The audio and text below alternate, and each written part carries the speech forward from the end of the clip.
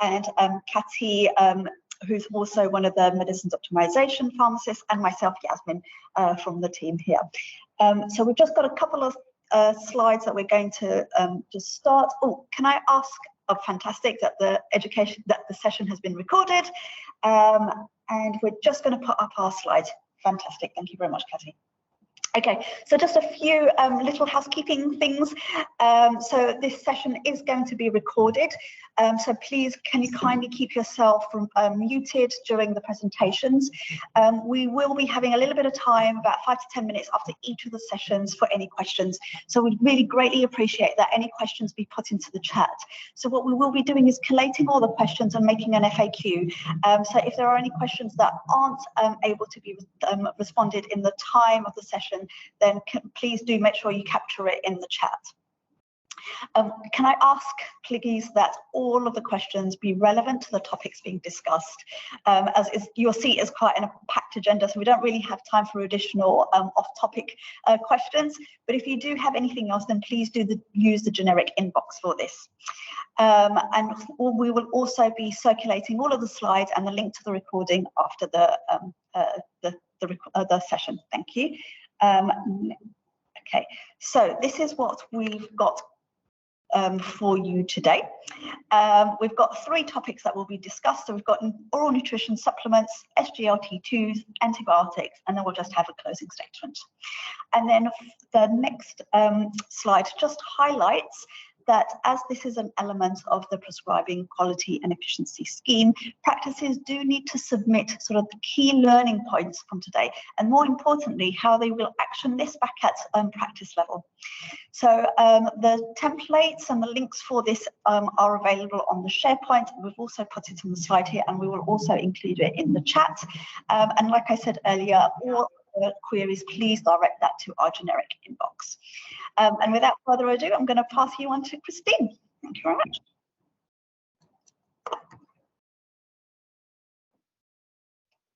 Hi, everybody. My name is Christine Hultholm, dietitian, prescribing support dietitian in Redbridge, and I am here to present today on the soon-to-be published malnutrition guidelines and the new ONS formulary. I don't know if the slides are coming up there at any point. Thank you. Will the slides be appearing here? Sorry, in the. Yeah, we're just getting it up. Sorry. Yeah, lovely. Just sure how it works. Okay, there we go. Yes. Okay, so. Yes, so this is a practical user guide that will be shared with you afterwards as well to use in the coming months as we start using these guidelines and the new ONS formulary. It includes useful links and contacts for you to refer to going forward as well. Yes, okay, so first of all, we'll just be looking a little bit at background about ONS and malnutrition. Before we go over to the NEL ONS guidelines, where we will specifically cover how to work out if someone meets prescribing criteria for ONS, and also what to do if they don't meet the criteria. And then we'll go over to overview some typical real-life patient scenarios as well.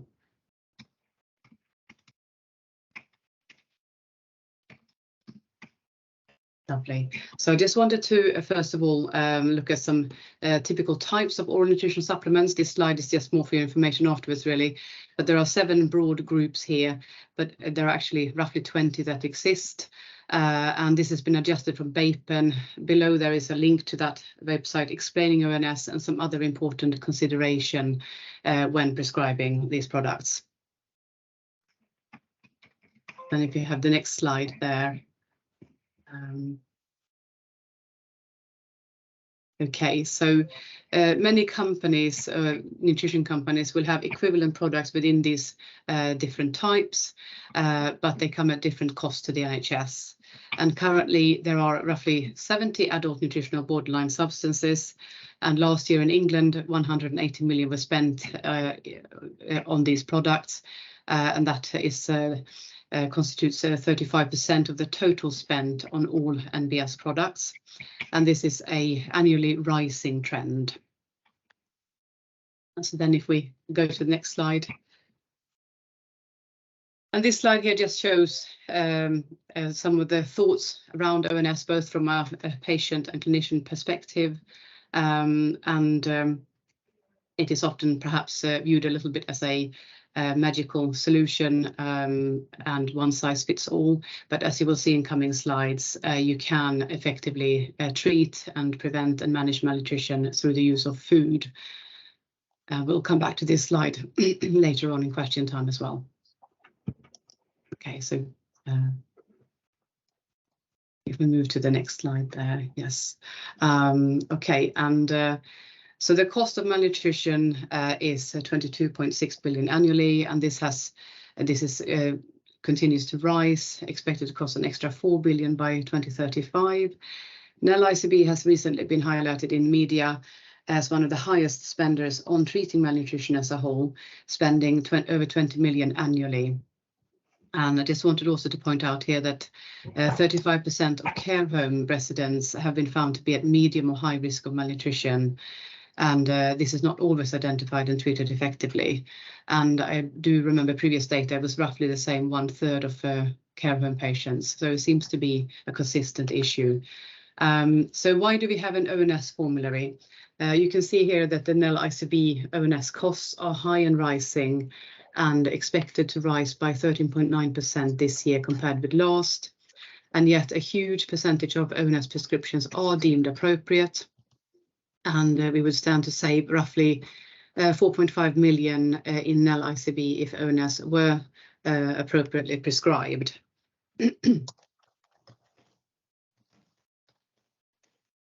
Okay. So the Nel ONS guidelines are expected to be released in 23, early 24. They will have a quick reference guide for GPs to aid appropriate prescribing of ONS, and food-based strategies are recommended as first line for management of malnutrition. And there will be resources linked in the Nel ONS guidelines to use for this purpose. Practices are advised to complete the 4 simple steps covered in the next following slides to determine if ONS can be prescribed. But before we go into that, I just wanted to point out what to do if they don't meet the criteria. So, for instance, if someone has a BMI of over 20 without any weight loss, it's just worth to always advise normal, healthy, balanced diet. And you can signpost to Better Health NHS Let's Do This website, which has a wealth of information, apps and so on to support a healthy lifestyle. If there is a BMI over 20 with unintentional weight loss greater than 10% within the last 3 to 6 months, or a must of 1, it would be the thing to do would be to advise food-based treatment, homemade nourishing snacks and drinks, or over-the-counter supplements, and aim being to increase intake by 500 to 1,000 calories until weight has stabilized. Okay, so we can move to the next one there. So the first step in this quick guide process is to figure out the level of risk of malnutrition, and we are looking for high risk of malnutrition, so must 2 or above. And it's a stepwise process where first of all you work out the BMI, and in the step number 2 you look at percentage weight loss if there has been any weight loss, and we talk about unplanned or unintentional weight loss in the last 3 to 6 months, where you compare current weight with the highest weight during that, with the highest weight in that previous period, to see what the actual percentage weight loss is. Usually that is best derived from patients in my experience. Step 3 is very unlikely to apply in community, and is also quite unlikely to apply at a discharge from a hospital. So we tend to not apply step 3 in primary care. In step 4, you add the scores from step 1 and 2 together for the total MUST score. And just to facilitate in day-to-day practice, I've included a link there to the MUST calculator on BAPEN website. Once you have the total score, you go to step 5, and that will be to follow the local MUST management plan, which will be found in Appendix 6 and 7 of the new guidelines. Quite easy to follow flow charts. Flow charts that you can use, yeah. Okay, so if we move to step number 2. So these are about the ACBS indications. So it's really important that we make sure that there is a valid ACBS indication for any of when we do prescribe any of these products as well. Step number 3.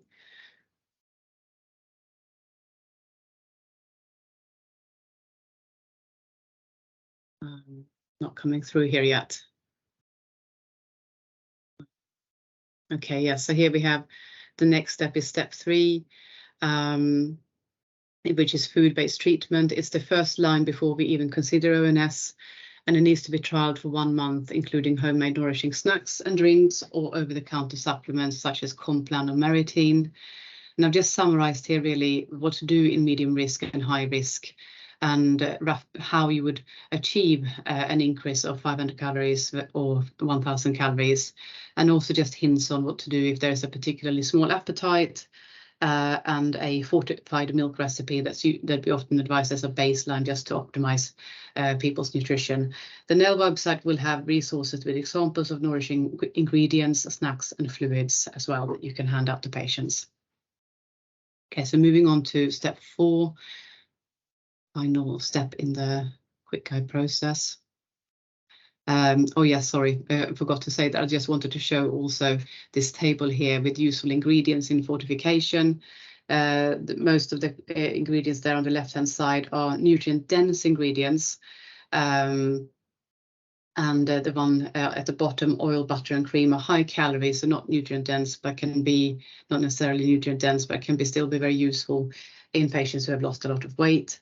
And some of this information has been taken from reference number 12, which is a resource that will be linked from the guidelines and very useful in order to get your head around how to do food-based treatment. So now if we go to step number 4, and this step here is to assess and support underlying causes of malnutrition. So there are roughly 3 million malnourished in the UK. The majority of those are found in their own homes, so it is absolutely crucial to address the root cause. And I would say that all of the steps for this to work effectively, all of the steps really do need to be completed. And so usually before an ONS, when an ONS is prescribed, there is a chronic or acute medical condition underlying it, the reason why they're prescribed. But I just wanted to point out one of the other factors which I believe will have an impact on many of the other factors, which is financial difficulties. So we know that there is a difficult financial climate, and we know that prevalence of malnutrition is continuing to rise. And I know in Havering that there is a cost of living crisis contact for people that people can refer to or people can call themselves.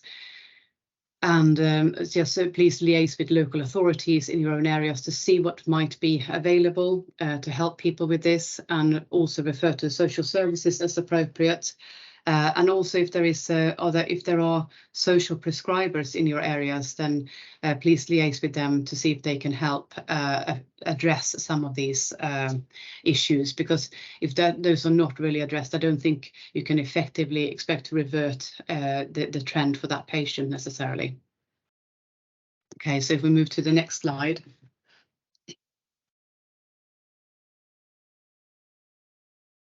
So here we have the guideline formulary.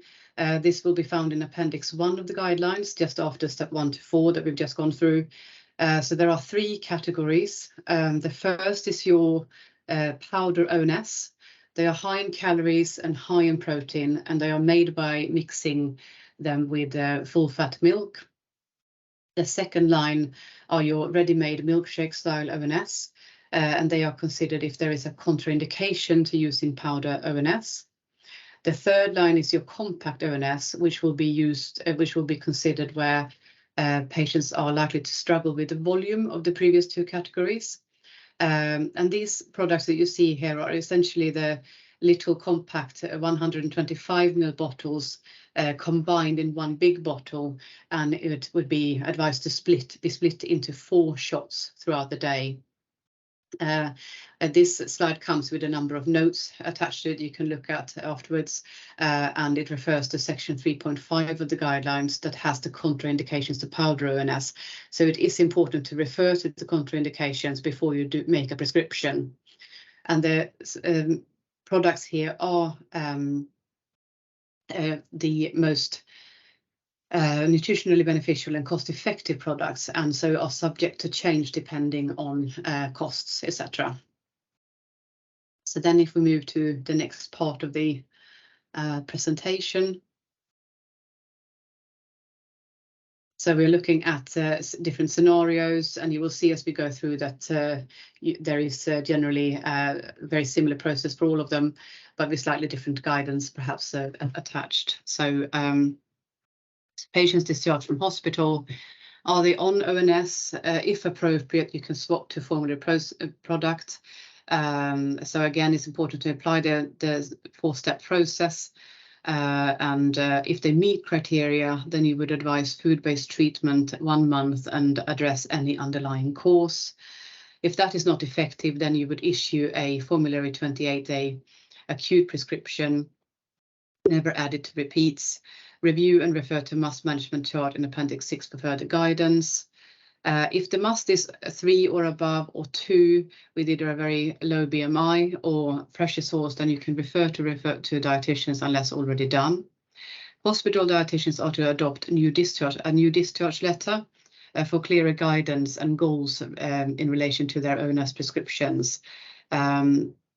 And it should be pointed out that many ONS are started by medical staff in hospitals, so not all discharge summaries will have this sort of letter attached and these goals set in the discharge summaries. So then, if we move to scenario 2.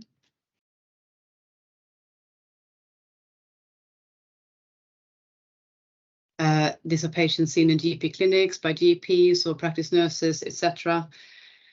Are they already on ONS? Then again, if it's appropriate, you can swap to a formulary product. And again, you need to then check the step process to see if they do meet the criteria. And I just also want to highlight that obviously the stepwise process does include must, but there are other screening tools available. So the patient association checklist has a version that can be used for carers, patients and carers. And the SANSI tool was developed for mental health and can also detect overweight and obesity. And it will be referred to in links in Appendix 8 of the guidelines. So if they meet criteria, then we would advise food-based treatment for 1 month and address underlying causes. At review, if it's not been effective, then issue the 28-day acute prescription. Again, never added to repeats. Review and refer to must management chart in Appendix 6 for further guidance. And so here, if the BMI is over 20 in the patient seen, then it's worthwhile advising normal, healthy, balanced diet. And you can signpost again to Better Health NHS. Must of 1 or BMI over 20 with unintentional weight loss. Then the food, like I said before, we started going through the steps. You can advise food-based treatment. And it's worth considering over-the-counter costs. So not all patients might be able to afford over-the-counter supplements, so they can go for home nourishing fluids. Is probably a better alternative. If again the must is 3 or above or 2 with a very low BMI or pressure source, you can refer to dietitians unless that's already been done.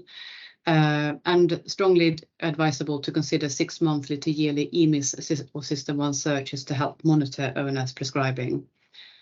Okay, moving on to the final scenario.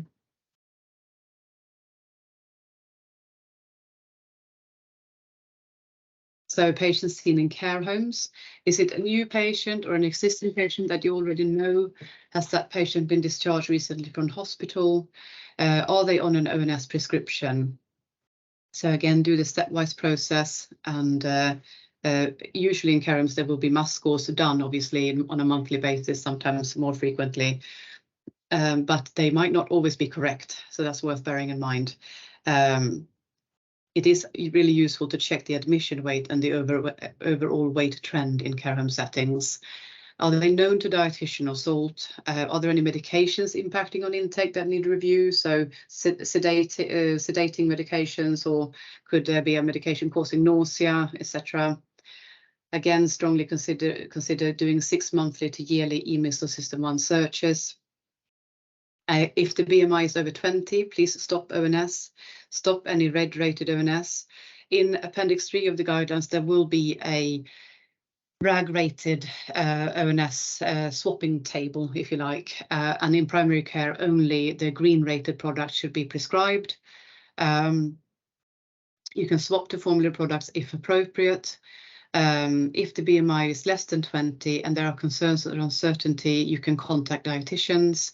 It's really important to communicate mass management with the kitchen in the care home, considering the consistently quite high level of malnutrition that exists in care homes. I do think that the catering expertise is sort of underutilized, an underutilized resource in these settings, and they should by law provide adequate nutrition and hydration and not avoid and not rely on ONS. And really the mass screening is there to kind of monitor the adequacy of the nutrition and hydration provision. Okay, so moving on to the next slide there. Okay, so reviewing patients who have met treatment goals or where ONS are not effective. So if they have met goals, for example, the weight is stabilized and they are clinically well, pressures also healed, then please stop ONS. Advise to monitor weight weekly at home or monthly in care homes. If uncertain, then you can advise to continue with food-based treatment. And if clinically stable, this should sustain or improve nutritional status. You can also liaise with dietitians as required. If ONS is not effective, have all the underlying causes been identified and addressed effectively? Is there anything that needs to be chased up about that? And if that is, yes, it has been done, then you can refer or liaise with dietitian with any concerns. Okay, so moving to the next one there. So the aim is to move to food-based treatment as first-line management of malnutrition, reduce inappropriate ONS prescribing and release cost savings to the NHS. So please apply steps 1 to 4 in all scenarios and contact dietitians with any queries.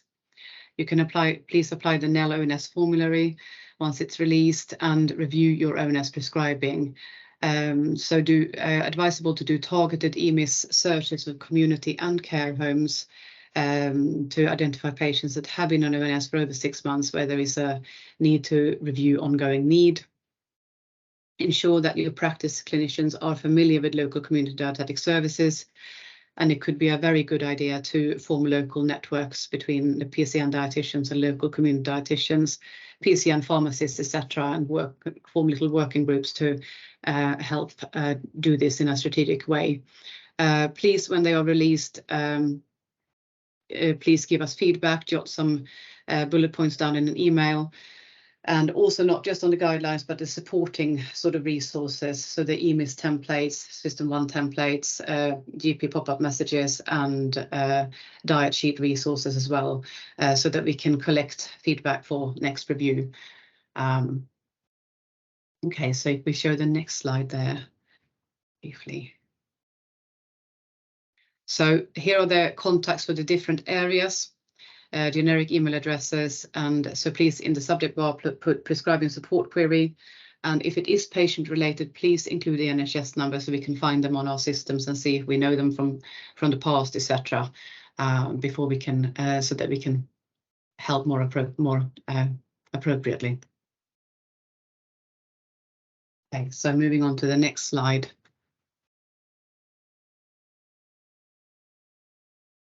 Okay, and I just wanted to say that I think it is very important to be tackled as a whole system by all HCPs, and if we are able to implement it well, that everyone is familiar with food-based treatment and when to advise it, how to review, etc., that we can maybe achieve a point where we are possibly working in more of a preventative fashion rather than waiting until malnourishment has already occurred and they meet criteria for referral to dietitians in the community as well. Okay, so taking question times. Okay. Lovely. Thank you very much for that, Christine. Really informal. Just to say that the ONS guidelines will be coming out quite shortly, and they will be put up onto the SharePoint. Practices will be informed, and it will also be included in the newsletter in due course. So, Christine, we've got a couple of questions, and we've still got some time, so hopefully you'll be able to answer them. So the first question we've got is, so the first and second line products, are they vitamin fortified, and which ones are or not? Which are not, or yes, they are vitamin fortified. Yeah, so the second line ONS are sort of complete nutritional, nutritionally complete, and that is where the first line ONS powder products are not nutritionally complete. That's what the asterisks refer to there, actually, and you will see that in the notes related to that slide. Okay, right, lovely. Thank you for that. So I would say, just sorry, in addition to that question, that really they should be a supplement to food intake, and food intake should be advised to be nutritionally fortified with nutrient-dense ingredients. So I wouldn't really see that as an issue that they are not nutritionally complete, because they are only really ideally meant to be for an acute period when someone is recovering from acute illness, etc. There will be, as you see in the ACBS criteria, many conditions where, especially for instance, inflammatory bowel disease, that nutritionally complete products are perhaps more appropriate, and that particular group of patients are excluded from the guidelines, actually. Thank you. So moving on to the second question. So are some of the products not milk-based? So thinking about people who might be intolerant. Yes. So, well, if looking at section 3.5 with the contraindications, for instance, if there's a lactose intolerance, the second line ready-made milkshake style ONS are very low in lactose. So that would be the consideration for those patients. However, depending on the sort of milk intolerance or allergy even to protein, there are a couple of, there is a vegan alternative as well that will be, I think, in the green section of the RAG-rated table as well. So that could be an option for that patient group as well. Okay, lovely, thank you. So our third question is asking about patients who might be bedbound and how are able to get accurate weights and BMIs. Yes, so okay, so with the probably the best thing to do is to look at the BAPEN website and the MUST, what is it called now? There's a MUST kind of leaflet or that you can refer to, where you would measure the mid-upper arm circumference to estimate if their BMI is likely to be below 20, and also if you don't have a height available on previous EMIS records, etc., you can use the ulnar length, where you measure from the tip of the elbow to the little kind of nodule here on the, and then you would there's a chart and you can see what the height is, but always make sure that you document if you have used an ulnar length or a MUAC. Lovely, thank you. Christine, just following on from that previous question about the non-milk based one, one of our colleagues online would like the name of that. So if you would be able to just put that in the chat, and then our colleague would be able to take it, as they will have to prescribe very shortly. Okay, yeah. Thank you. One practical question that we've got in the chat is, can you mix the AIMS with juice? Oh gosh, I've never tried it. I don't know, to be honest, no, but I don't see why you couldn't try it. I'd say that's, I guess, it might not be so nice. That's all my main thinking, perhaps. But you can try it. But actually, in some of the leaflets that will be available, there are some juice-based homemade supplements that you can make that probably would be nicer, and it uses. I believe it is egg-based protein powder that you can buy, and you would add that to a sort of their supermarkets will have different fortified fruit juices And so that might be a better alternative, I think. That's helpful to know, thank you. So one of the questions again that we've been asked is, have the secondary care and the trusts been informed in this? So is everyone talking in terms of the same product list, just to make it easier for across in the interface? So it might be helpful for people to understand the process that these guidelines have gone through. Yeah. Okay. So we met last year. We created a working group across NEL to amalgamate previous guidelines that needed updating. So we put them all into one. And that's what we are now hoping to publish very shortly. But the next step really is to liaise with hospitals and see if we can sort out that they will consider this formulary upon discharge. So if someone if illness truly is indicated upon discharge, then that they use the formulary, so that we really do change that from the start. And that will be that might take some time to achieve, but I'm hoping that we can try and get there with hospitals, because they have contracts with the companies and will have other products that they use in their settings, so they wouldn't necessarily use these products in the actual hospital setting. Thank you. It is helpful just to point out that we do have a joint medicines committee, which does include members from all the trusts as well as primary care. And so everyone has commented and consulted and been informed in these. And so they are in agreement in that as well. Thank you. Thank you. Okay, one last question I think before we finish off is we've got a quick question here about what's the advice for patients who might be diabetic and requiring supplements? Yes, so okay, they can definitely be very tricky for diabetics if they are because they can cause issues with their blood sugar controls. So I think there will be a savoury product available in the green part of that swapping table that could be considered, but I would probably, generally speaking, opt for, if you refer to that table with the nutrient dense ingredients, and looking at how to achieve an increase of 500 or 1,000 calories, I'd often try very much with food-based treatment first for diabetics and go for savoury choices and avoid sugary foods.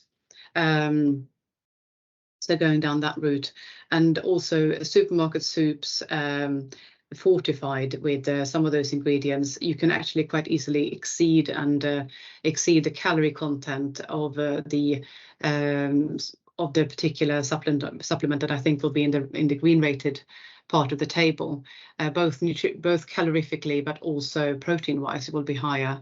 So I think that's my general thinking about diabetics, that it's better to choose food and fortify it well. Fantastic. Thank you very much for that. Unfortunately, we've reached the time for your allotted session. So if anyone still has any questions, please do put it in the chat and we'll make sure that it does get answered and included as part of the FAQ. So now we'll move on to the second topic. Thank you very much indeed, Christine. That's been really... Thank you. I'll put some kind of comments in the chat maybe. Some of those meanwhile. Okay, thank you. That'll be fantastic. That'll be amazing. Thank you. Right. So moving on to our second topic. So we've got Dr. Shade Mehta, who's a GP and clinical lead, and also Imran, who's one of our medicines optimization leads, and they'll be talking about SGLT2s. So I'll pass them on to him. Thank you. Thank you very much for that. Shane, are you on? Oh, yeah. Yes, I'm here. Shane, you made it. Fantastic. So we're going to be looking at prescribing of SGLT2 inhibitors, which, as most of you will know, changed last year in terms of priority, especially with CVD and CKD patients. So we've also included it in this year's prescribing quality and efficiency scheme, so it's part of the quality, and there's been a few queries already around that, and hopefully we'll answer some of those today. So Shane, shall I hand over to yourself? If you can just give us a brief introduction as to your role, and then we'll crack on with the slides. Thank you. Thanks, Imran. So I'm Dr. Shane Mehta. I'm a sessional GP in City and Hackney and long-term conditions clinical lead. I've been supporting various North East London diabetes work streams, including that for education. So thanks for inviting me today to join today's session. And it's great to see so many of you here. So as Imran says, today, really the focus is on medicines optimization for type 2 diabetes and talking about our North East London prescribing incentive scheme. In the next 15 to 20 minutes, we hope to introduce you to the key changes in NICE guidance. As many of you know, NICE has sort of caught up with other international guidance recently, and we'll give you an overview of that. We have, in response to that, launched North East London medicines optimization guidance for type 2 diabetes specifically, and there are lots of useful resources contained within that, and I'll try and signpost you to some of those in today's session. And then I'll hand over back to Imran to explain the key requirements for the SGLT2 specific reviews as part of this year's prescribing incentive scheme. Next slide, please. So, as I've alluded to, NICE finally updated their guidelines after much delay in March 2023. And as I said, this was really an exercise in catching up with how the evidence has moved on almost in the last decade, I would say. So it was much overdue. And one of the key changes that you'll see in the new guidelines is, as well as the breadth of options we now have when we manage patients with type 2 diabetes, lots of options for treatment, but you'll see that the position of SGLT2 inhibitors is far earlier in the treatment cascade, and I'll talk about that in a bit more detail, but it's also changing our prescribing, moving away from just a HbA1c target focused response, but thinking about cardiovascular risk specifically in patients that are at risk, and actually prescribing medications like SGLT2 inhibitors where there is coexisting comorbidity and higher cardiovascular risk, for example. Next slide, please. And so you'll see that, the benefits of SGLT2 inhibitors in various preclinical and clinical studies have been shown to be beyond just glycemic control. And that's important because we know that up to 50% of patients with type 2 diabetes die from cardiovascular disease, and therefore any drugs with robust evidence at reducing these and reducing mortality in people with type 2 diabetes need to be used more widely. And I think that's why we're focusing perhaps on this as part of this incentive scheme. Next slide. So this is just an excerpt from the NICE summary guidelines of how to choose first-line medications in patients with diabetes. Now, it's fairly busy, but for those of you that like it, this is the NICE summary. And I think that's one thing that you could use in your armory as you're thinking about optimization of medications. But I'd encourage you to use our local guidelines, which are on the next slide. So if we could have slide 6. So we've tailored this locally, and this is the algorithm contained within our North East London optimization guidelines. And if you haven't had sight of these already, I'd encourage you to look at these as you undertake this work, because it's packed full of resources to help. Let me just highlight some of the key things, because it is quite busy. And I think lots of you will know this already, but when it comes to diabetes, there isn't a one size fits all, and we want to individualize our approach, tailor to the needs and circumstances of that individual patient, taking into account their personal preferences, other comorbidities, thinking as well about risks from polypharmacy, particularly in the context of frailty and multimorbidity. You'll see that although not the focus of today's talk, diet and lifestyle still remains the first line intervention. And I think, I'd encourage you wherever possible, particularly at time of diagnosis, to think about whether weight loss is a realistic or achievable target for a patient and setting a realistic goal with that patient. We have access to the very low calorie diet program across North East London, and there is strong evidence that whatever the patient's weight, a 10 to 15% weight loss in a supervised context with a very low calorie diet program can push their diabetes into remission and enable deprescribing as well. So that's definitely something to consider and the first option.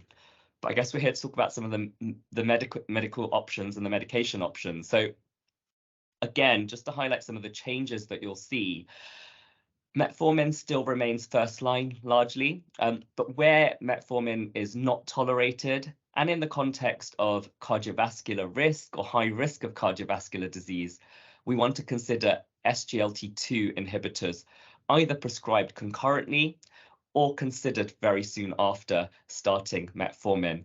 And I said, this is a bit of a change for some of us in terms of what we're used to doing, in terms of up titrating medications, but really there is an ask to consider cardiovascular risk when you think about medications.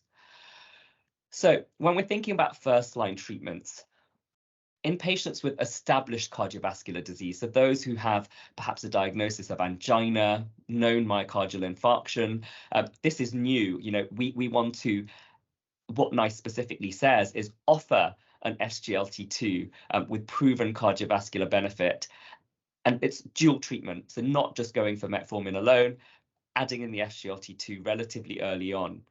The practicalities of how you might do that probably mean there will be a slight lag, because you want to make sure the metformin or the metformin MR is well tolerated before you add in that second agent, but do it early, and some would say as early as 2 weeks after. Next slide, please.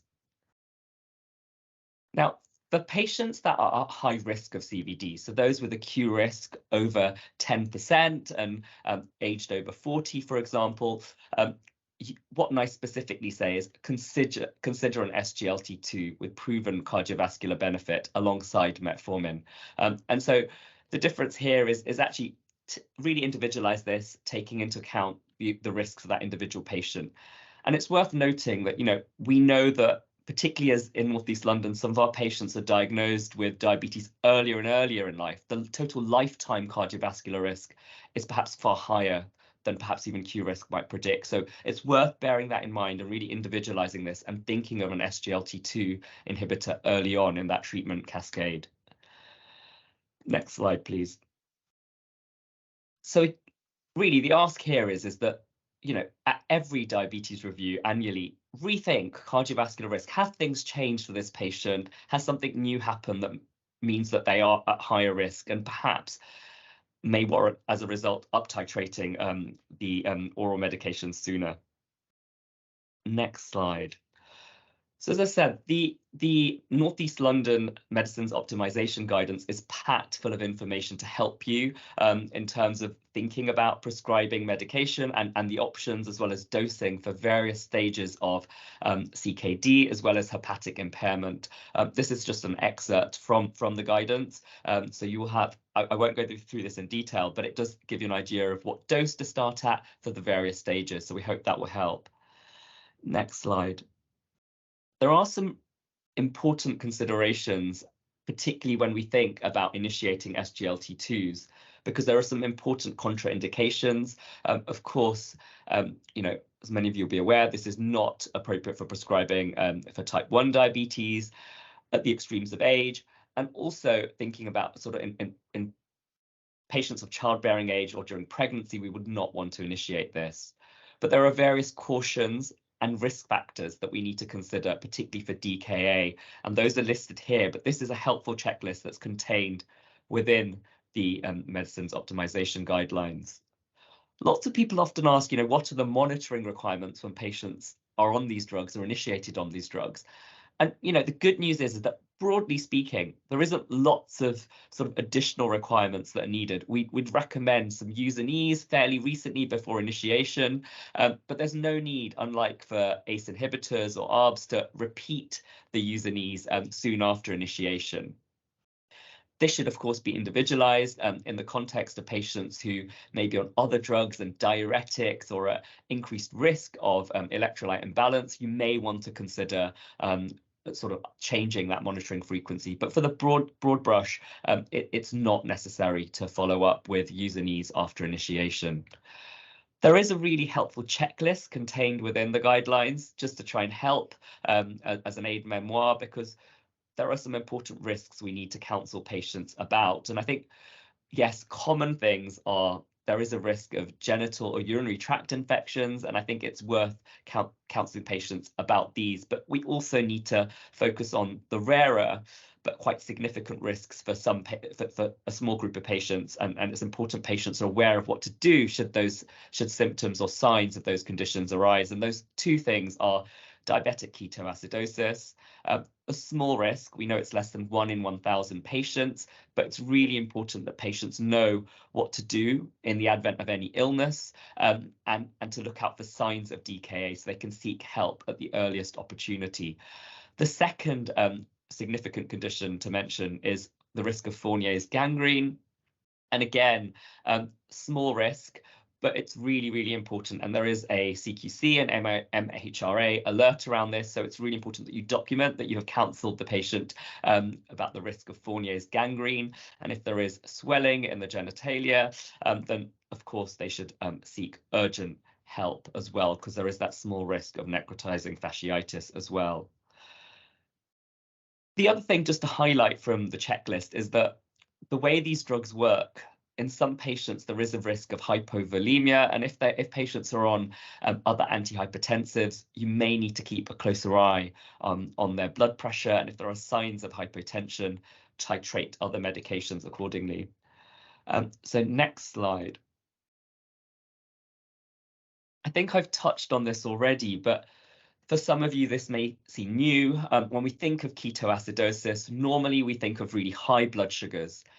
The important thing to note is with SGLT2 inhibitors, the risk is in particular of euglycemic ketoacidosis. So patients may have will have a normal blood sugar, but could still have DKA. And so it's important to note that if a patient is acutely unwell, it's really important to check their urinary ketones at that point to make sure they're not having ketoacidosis. And this particular slide shows the presumed mechanism for ketoacidosis occurring, and it's thought the relative reduction in glucose leading to the downregulation of insulin, the relative beta cell depression, starts the process of ketogenesis and causes DKA even with a normal blood sugar. So an important risk, although small risk, we've got to make sure that patients are aware of that and therefore counsel them accordingly, particularly with the sick day rules. Next slide. I've covered this off already in terms of Fournier's gangrene and the important advice to give patients and entering that and coding that on the record. And I hope this will actually make its way to our local templates as well to make it easier for us to code this. Next slide. So Imran and the medicines optimization team have really helpfully put together this poster, which you could put up on your practice walls and to aid clinicians when speaking to patients, just as another aid memoir of the checklist to go through and the key advice to give patients specifically. Okay. There are lots of resources within that guidelines, and I know there are other resources to help you with the audit that I think I'll hand over to Imran now just to take you through. Thanks, Ken. That was really good. Right, next slide. Thank you. Right, so as you know, there's an audit this year for the as part of the PQES, and what we're looking at is patients who are high risk or have established CVD, but not necessarily looking at patients who've got chronic kidney disease. And the reason we've done that, because a few people have asked, the chronic kidney disease pathway is actually slightly different. So if you look at the NICE guidelines for type 2 diabetes, you will see that there is obviously CKD in there, but it's for patients who've got an EGFR over 60. Patients who've got EGFR less than 60 and heavy proteinuria are actually covered through the NICE CKD guidelines. However, there are a lot of practices saying we haven't got enough patients who meet the criteria for the audit. So if the patient has a urine ACR of more than 3, then include them as part of the audit. There's no harm in that. In fact, they will benefit greatly from having an SGLT2. The other thing I'm going to say is, because obviously we started slightly later with the PQES this year, if you've already started patients from April this year on an SGLT2 who meet these criteria, you can retrospectively put them into your audit. There is certainly no harm in doing that. You've already started them, you've already done the process, so you can include those patients. Next slide. Thank you.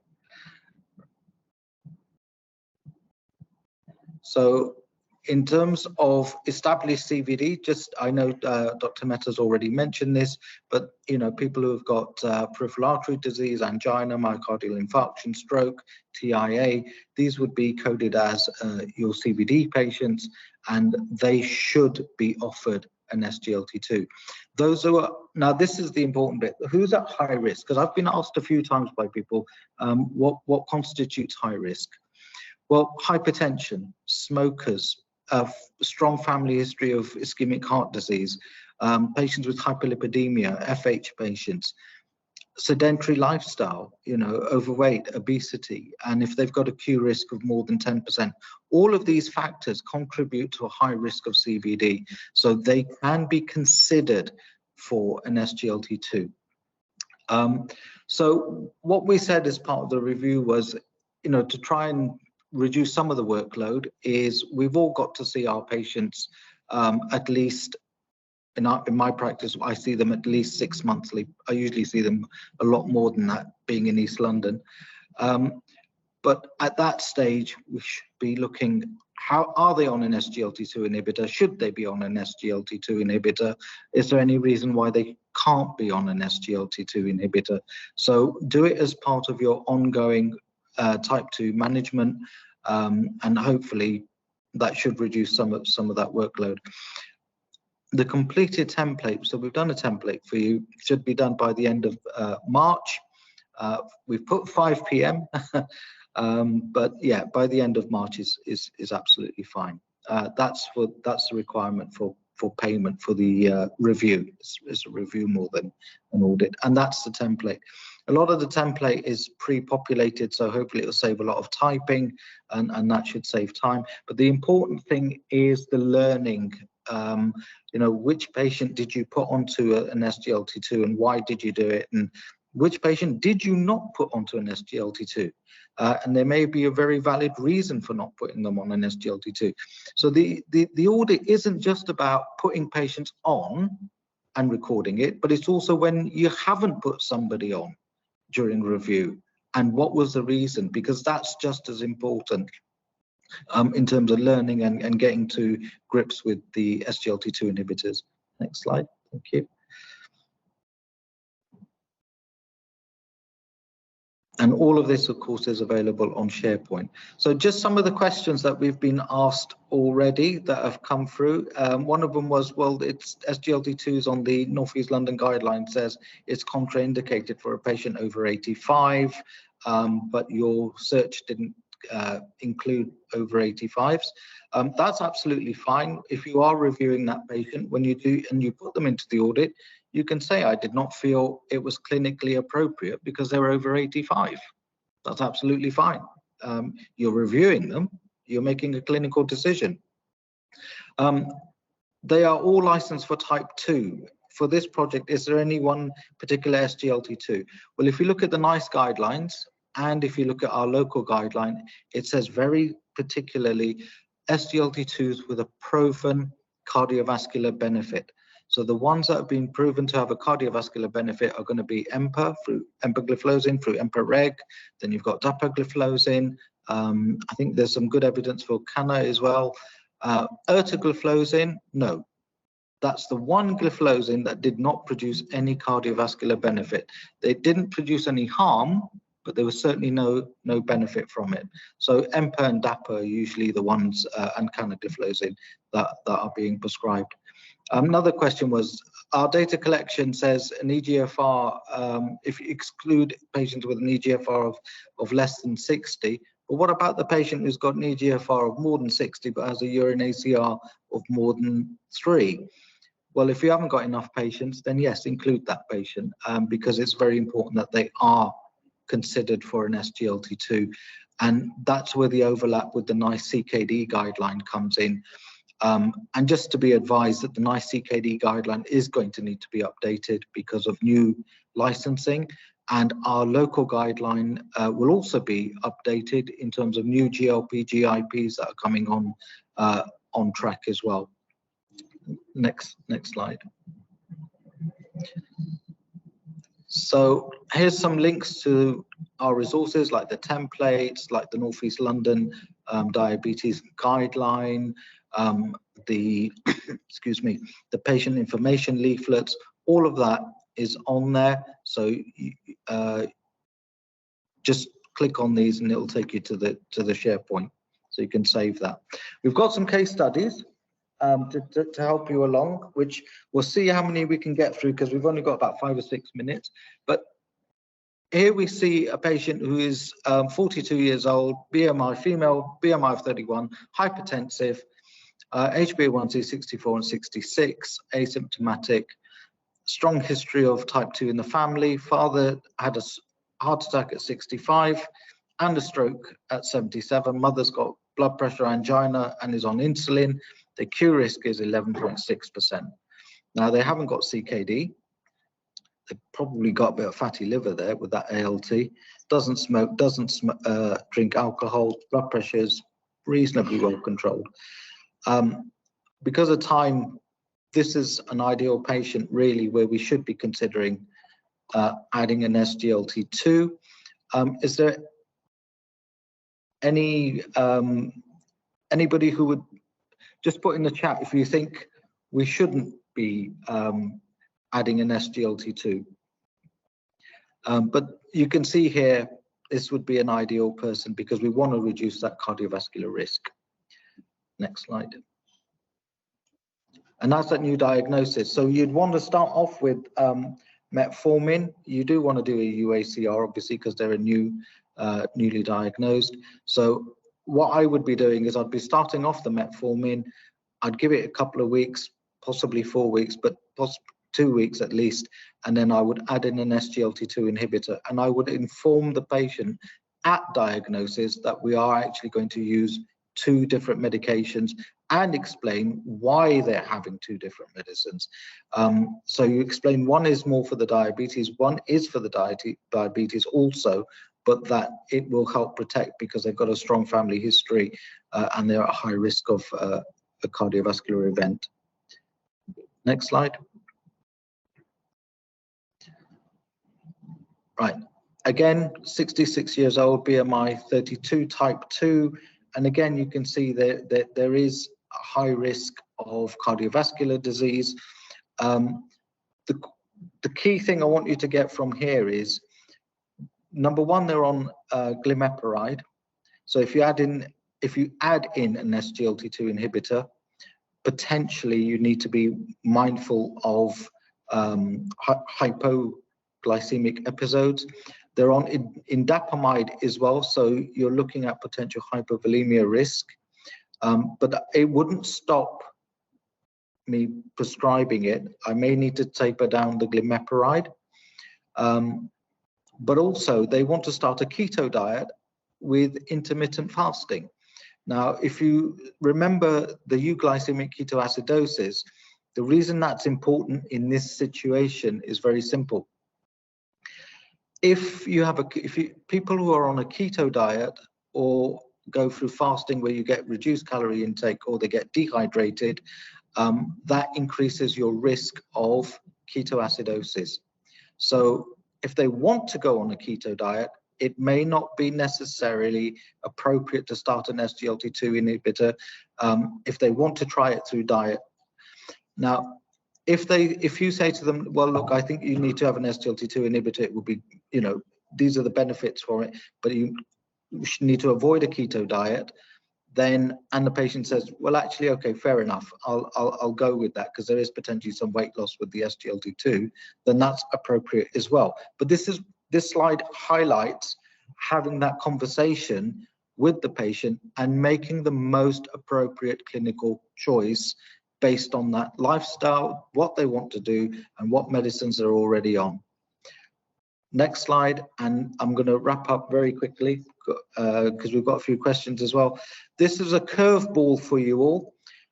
You've got somebody who's got rheumatoid arthritis. They haven't. They've got stiff person syndrome. Now, if you've ever come across stiff person syndrome, you'll know that they're GAD antibody positive, just presenter a few times. But they're also on a biologic, which is rituximab. So there are going to be immune compromised patient. They've got a high BMI. They've got a BMI of 37. Now, because they're GAD antibody positive, it could be because of the stiff person syndrome, but also they could potentially be a LADA diabetic. Now, I'm not expecting everybody to understand that, but the point is, if they are on a biologic, if they have some autoimmune condition, you need to be careful because of the risk of Fournier gangrene. If they're severely immunocompromised and they have a very high BMI and they have poorly controlled diabetes, the risk goes much higher. And that's the key message here. Again, it doesn't mean you can't give it, but the advice you give is going to be really crucial. So very high BMI, severely immunocompromised and poorly controlled HbA1c may give a slightly higher risk of Fournier, and that's why you will need to have a much longer conversation with them if you are planning to start an SGLT2 inhibitor in that patient, and really emphasize go to hospital straight away if you've got any tenderness, erythema in the perineum, and that's really crucial. Okay, and that's it. So we have got some questions. So, like, what we got here? Fasting in Ramadan with SGLT2 inhibitors. Right. So, because of dehydration, and there is no ultimate consensus here. I've studied lots of papers, and having reviewed all of them, my personal practice is during Ramadan, I will stop SGLT2 inhibitors because they are going to get dehydrated. And with SGLT2 inhibitors, if you get dehydrated, you definitely increase the risk of ketoacidosis. And the number of cases of ketoacidosis in people who are fasting on SGLT2 does rise during Ramadan. There are more hospital admissions during Ramadan than at any other time with this. So, but again, review it on an individual patient basis. That's the crucial thing. Is there any other questions? Right, is contraindicated in pancreatitis, or is there caution? That's an interesting one. Initially, there was a caution, and again, yes, they could be more prone to ketoacidosis.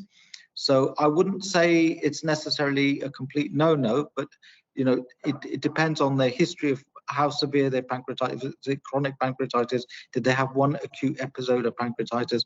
But there is the risk of ketoacidosis. So that's the reason you would want to do that. And I've been told one last question, and I've got the wrong glasses on. So what have we got here? What else? What's that? That one? Reviewing, considering SGLT2 makes sense. Okay. We'll get those answers off to you. We'll go through those questions, and we'll definitely put it as part of our FAQs. Brilliant. Thank you.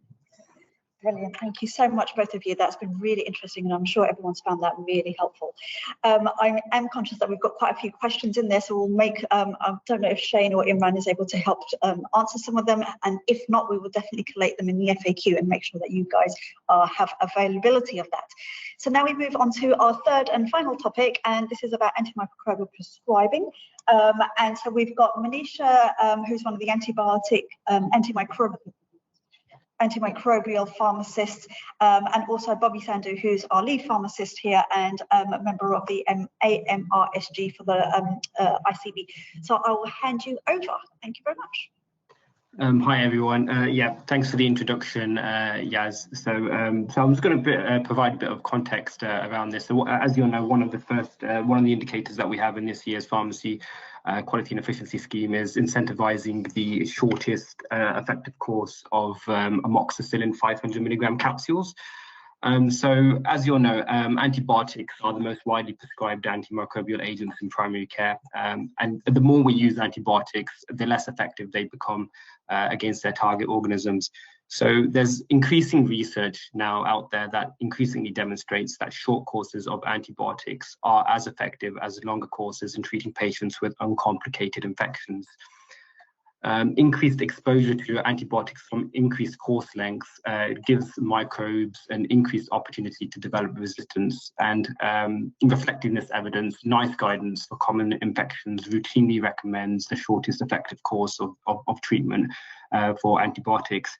As I said, this helps to reduce selection pressure for antimicrobial resistance and inadvertent patient harm that may come from extended periods of treatment. So 5-day courses are recommended when antibiotics are indicated for sinusitis, sore throat, COPD, and infective exacerbation. Primary care prescribing data suggests that the shortest effective course of antibiotics are not consistently being prescribed, even though it is in NICE guidance and in our North East London primary care infection guidance. So this is one of the reasons why we are incentivizing it in this year's scheme. The national ambition is actually for 75% of amoxicillin 500 milligram capsules to be written as a 5-day course. So just to give you a little bit of perspective, in England, the performance is around 37.42%. And I'm just going to go over some data just to contextualize how we are performing nationally, regionally, and locally before I'll hand over to Manisha from BHIUT, who will discuss a bit more about the clinical evidence around using a shorter course of amoxicillin. And so you'll see here is a list of the 42 integrated care boards in England. So the green bars represent the percentage of prescriptions for amoxicillin 500 milligram capsules as items that are written for a quantity of 15, inferring a 5-day course. The blue bars are for items that are of amoxicillin 500 milligram capsules that are written for 7 days, and the purple bar is for any other quantity other than 15 or 21. So in all of these graphs, we want to see that the green is at least 40%, and which is our local target for this year's scheme. But as I said earlier, the national target is for at least 75%. And you can see that there are some ICBs at 75%. So to calculate performance, we are looking at the number of amoxicillin 500 milligram capsule items that have been prescribed using 12-month rolling data. We do this because it's an accurate measure and it provides us with a true reflection and takes into consideration seasonality because we know there's increased antibiotic prescribing in the winter months. Here you'll see that North East London is actually ranked 38 out of 42 when we're looking at this specific metric. And it's probably not clear there, but you'll notice that in fact, all 5 of the ICBs in the London region are actually in the bottom 20% of the ICBs. On the other side, you'll see that so, right at the left of the graph, on the other end of the spectrum, you'll see that Leicester, Nottingham, Devon, Birmingham, Northampton, Derby, and Cornwall ICBs all are performing actually really quite well. And the reason for this is because they've included this metric as part of their local incentive schemes that they have in their pharmacy and medicines optimization teams. So we can infer that including it into an incentive scheme actually does just change prescribing behavior and increase adherence to the local guidance and the national guidance. So here's a closer look at the 5 London ICB's performance over the last 12 months to August 23, which is the latest data that we have. And as I said, all 5 ICBs are in the bottom 20% of all the ICBs in England.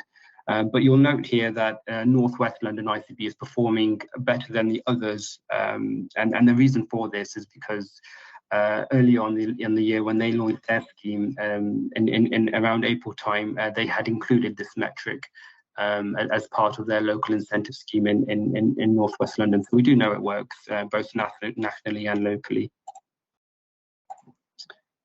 This graph basically shows the performance of North East London's ICB over time for this specific metric. And you can see that even without an incentive, performance of this metric has actually naturally improved over time, going from a few 2 or 3 years ago we was over 15%, and over time it's increased, and in August we're around about 30%. And there might be a variety of reasons for this natural improvement. Increased training amongst clinicians prescribing antibiotics in primary care. Their awareness has improved over the need to be good stewards of antimicrobial prescribing, and increased adherence to our primary care guidance as well.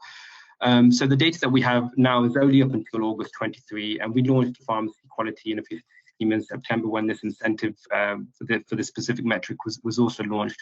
So we're hoping in the next 2 months, aside from this gradual steady increase, we'll start to see step change improvements, and we've done a couple of things to help do that.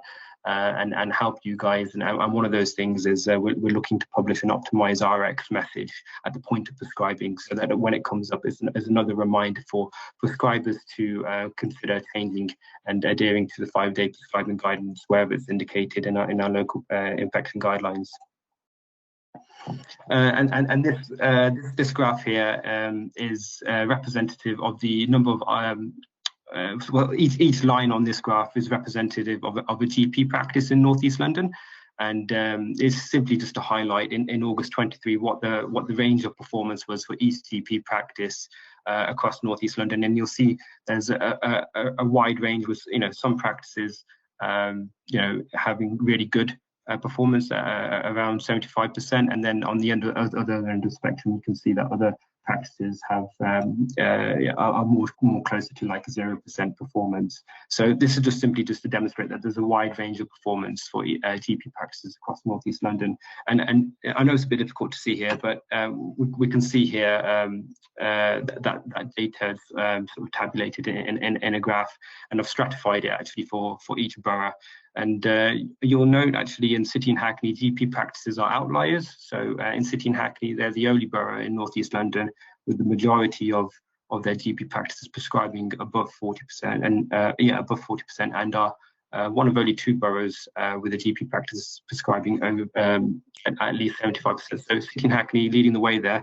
And if we do have colleagues from City and Hackney GP practices who are on today's presentation, please do get in touch with me. It'd be really great to hear what insights you have had around improving the performance of this metric, even before we launched this incentive. And it would be really good to take your sort of your learnings and share them across the other North East London boroughs.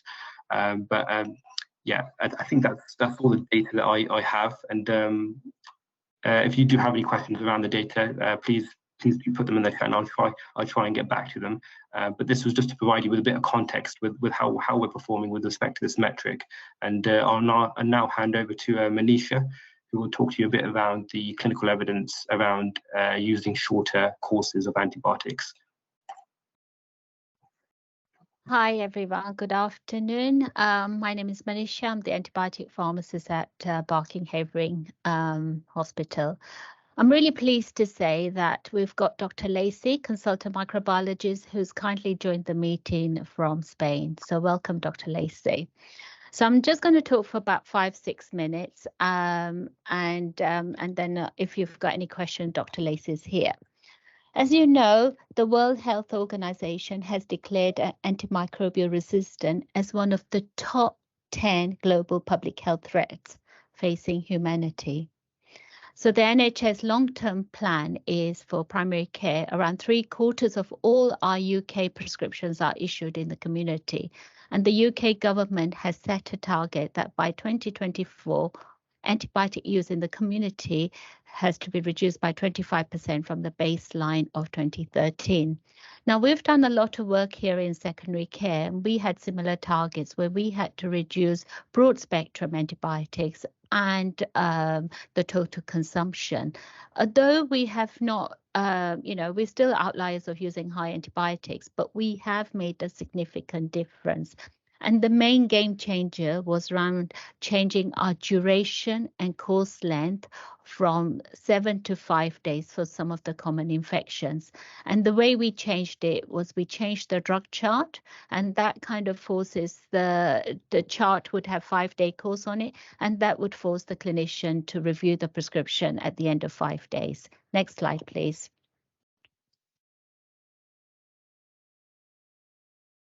Next slide, please. Yeah. So what's the harm caused by antibiotics? So historically, the duration of antimicrobial therapy for common infections has been driven by habits or cultural norms rather than scientific data. For example, one of the papers I read, it said that we have often been taught that antibiotic courses should be long enough to prevent the development of resistance in the infection being treated. But this paper, which was published by Curran et al. In 2022, was very interested.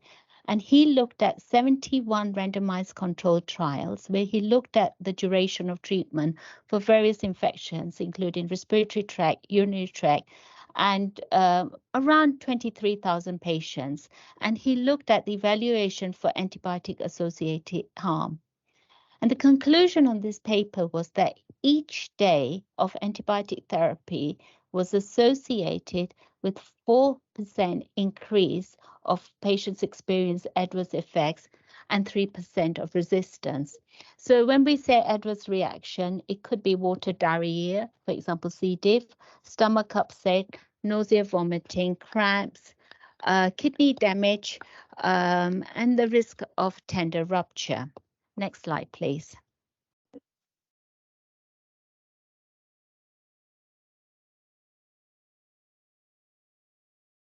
So this is a paper which was published in 2019, and it was a large cross-sectional study of UK prescribing data in primary care, where they found that the duration of antibiotic prescriptions for common infections in primary care frequently exceeded the national guideline recommendation.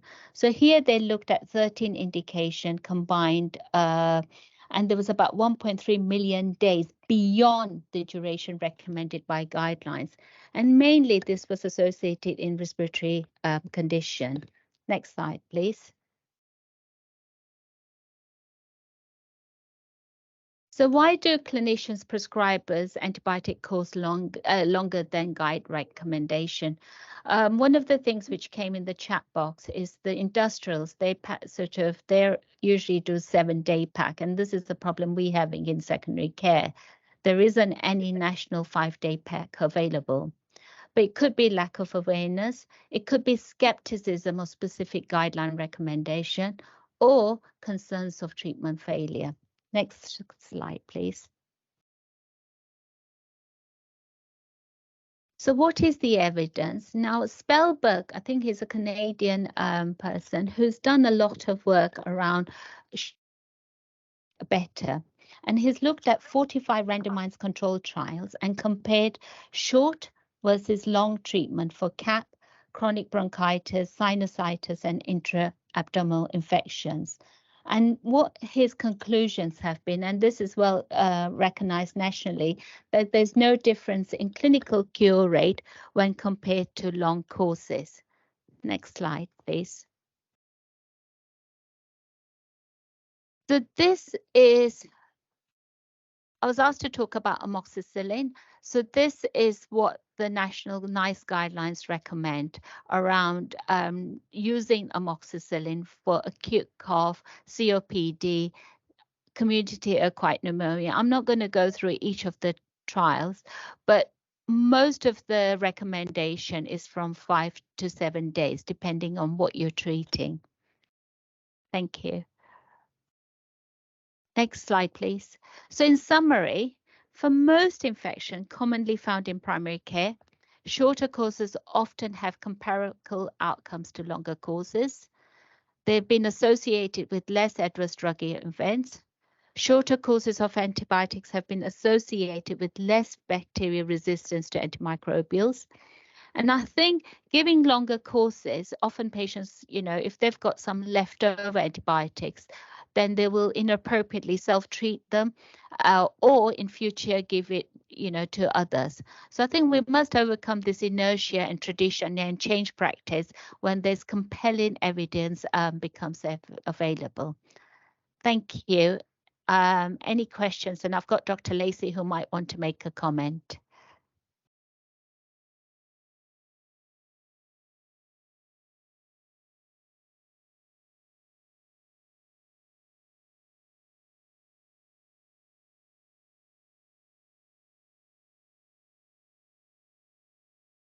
Manisha, I'd just like to say a few quick words. Firstly, a problem in the past has been lack of good data regarding course lengths.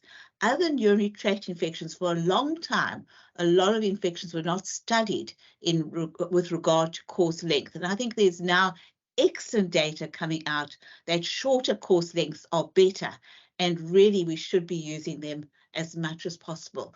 And certainly in secondary care, if the patient has not responded within 5 days, prolonging it for longer is certainly not going to evoke a response. And, wherever possible, in fact, for pneumonia, there's evidence that patients even admitted to hospital with pneumonia, a 3-day course of antibiotics is often sufficient to cure them. So I'm sure with time, we'll be cutting the course lengths down further and further as the evidence emerges. Thank you, Dr. Lacey. Does anyone have any questions?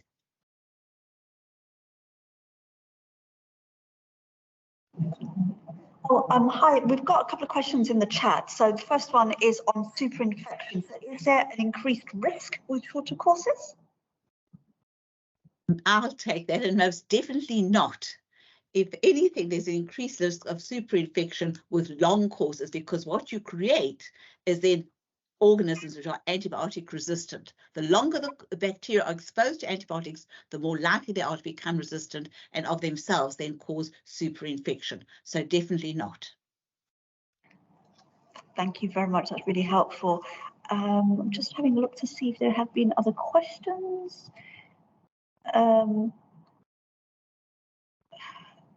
There was a question that's asking about, is there a list of infections that should be targeted as part of this? I think it was concluded in the presentation slides, but yeah. 5763. Yeah.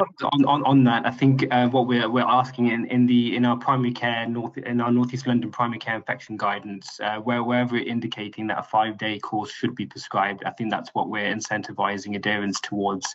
So wherever it's indicated in our guidance, that's what we should be adhering towards, and that will help practices meet this incentive. Yeah. Recent onset memory loss. Stop. Recent onset confusion. Quite a few, sorry, I think there have been quite a few questions in the chat about those conditions which may require longer courses of antibiotics. And I think in many ways it may be worthwhile. We do this in secondary care already. We have a list of those conditions which may require longer courses, and probably in primary care we should be also producing such a list for things like bronchiectasis, which probably do require longer courses. Certainly cellulitis often will respond within days and does not need a longer course. And I think that we need to be very critical about where there's this almost perception that a longer course is needed, and the reality where there is evidence that a longer course is actually required. That's brilliant. Thank you very much, Dr. Lacey. We've got a question saying, would it be wise to ask patients to stop taking their antibiotics when they feel better? Well, to be quite honest, that probably is a reasonable thing to do, but at the moment, I think we aren't there yet. I am quite confident that within the next couple of years, we're going to see course lengths of 3 or 4 days maximum. And I think actually it probably is not an unreasonable thing. The problem is, as Manisha correctly pointed out, patients then will hang on to the leftover antibiotics and use them at any time when they feel unwell, and they may be completely inappropriate. Fantastic, thank you. There's a comment about patient information leaflets and resources, and whether there is anything available that would give patients this information as well. I can take that question. I think there is some work being done in north of England, but we certainly haven't adopted to it. So it's something we could actually look at if there's any national. I mean, there is a wealth of information out there, but it's just see what we can do for our patients. So yeah, I think that's a good question, but we don't have any. Fantastic, thank you. That's really helpful to know that the group will be looking at this. Is there any other questions? So I think Dr. Lacey has already covered about conditions where longer durations might need, like proven strep, for instance. I don't know if they wanted to comment on that, Dr. Lacey, about proven strep. Well, we still recommend, and if you have a look at our reports that go out from BHRUT, we still recommend 10 days course for proven Group A strep, and it's only Group A strep. Thank you. Okay, we've got one last question that's just come in. That's probably going to be our last one. So are there any alternatives for longer use of antibiotics in skin conditions, such as the tetracycline or erythromycin for acne or rosacea?